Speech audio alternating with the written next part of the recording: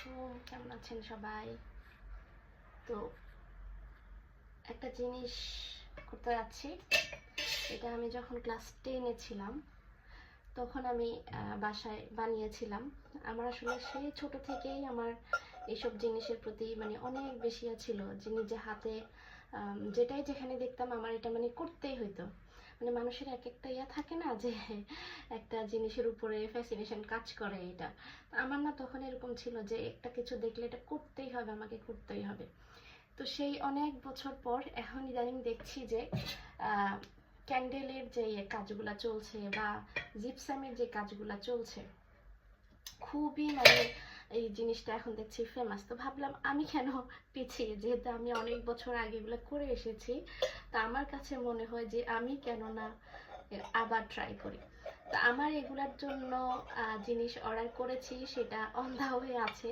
তো আমি সেটার জন্য আসলে অপেক্ষা কেন করব, সেজন্য হচ্ছে আমি ভাবলাম যে এই জিনিসটা আমি যেহেতু হাতে আগেই বানিয়েছি, তো কেন না আমি হাতেই বানাই, তাই না? তো কালারটা আমি এই ফুলের কালারটা ইউজ করলে বেশি সুন্দর হইতো, বোঝা যাইতো, আপনারা বুঝতেন ভালো করে। তা আমার যেহেতু ক্যান্ডেলের যে কালারগুলা সেটা আমার অন দা ওয়ে আছে, বা অনেক জিনিস আছে অন দা ওয়ে, সামনে পাবেন আপনারা। আর এখানে হচ্ছে আমার এগুলো আমি সেন থেকে আনিয়েছিলাম অনেক আগে, মানে 7-8 মাস আগে। তো এগুলা আমার কোনো কাজে আসে না, আমি একটু বড় মনে করেছিলাম, কিন্তু আসছে ছোট। ভাবলাম আজকে কাজে লাগাই। তো সাদাই করছি, এগুলোর মধ্যে মোম অলরেডি দিয়েছি। তো সাদা, সরি, এখান দিয়ে কথা বলতে বলতে আমার এটা শুকিয়ে যাচ্ছে। তো ভাবলাম নিজে হাতে এত বছর আগে বানিয়েছি, তা এখন মোল্ডের জন্য অপেক্ষা করার কি দরকার, তাই না? যেহেতু আমি এটাতে আমি অলরেডি বানিয়েছি, তো আমি নিজেই হাতে বানাতে পারবো। দেখেন ফুলটা আমি এই যে দেখেন কি সুন্দর না পাপড়িগুলা। তো হ্যাঁ, মোল্ডের কাজগুলা খুবই ইজি হয় আর কি করতে, যে একদম ইজি ভাবে করা যায় অল্প সময়ের মধ্যে।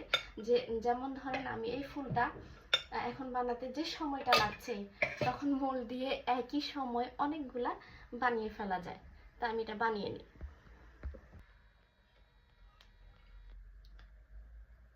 দেখেন কি সুন্দর একটা গোলাপ হয়ে গেছে না?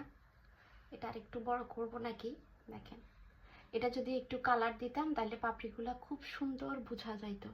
আমি জানি না আপনারা ক্লিয়ার দেখতে পাচ্ছেন কিনা।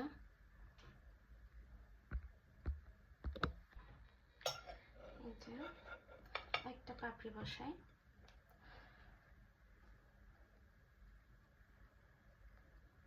এই যে হয়ে গেছে। মাশাআল্লাহ, অনেক সুন্দর ফুলটা হয়েছে। এখন আপনাদেরকে আমি এগুলা ডিমোল্ড করে দেখাই। দেখেন এগুলো ছোট হইলেও এগুলোও কিন্তু খুব সুন্দর। হ্যাঁ, আপনি যখন একটা কিছুর উপর ডেকোরেশন করবেন বা একটা মোমের কোনো একটা শোপিস শোপিস তৈরি করেন, এই যে দেখেন, তখনও কিন্তু এগুলো সুন্দর দেখাবে। এগুলো ছোট ছোট করে বসাই দিলে।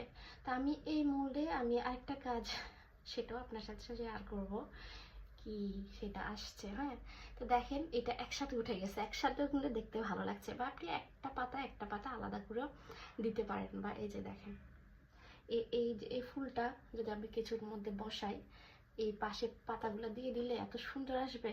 তা আমি এটা দিয়ে জাস্ট আপনাদের সাথে শেয়ার করলাম, যেহেতু কালার নাই, কালার হলে ফুলটা বেশি সুন্দর লাগে।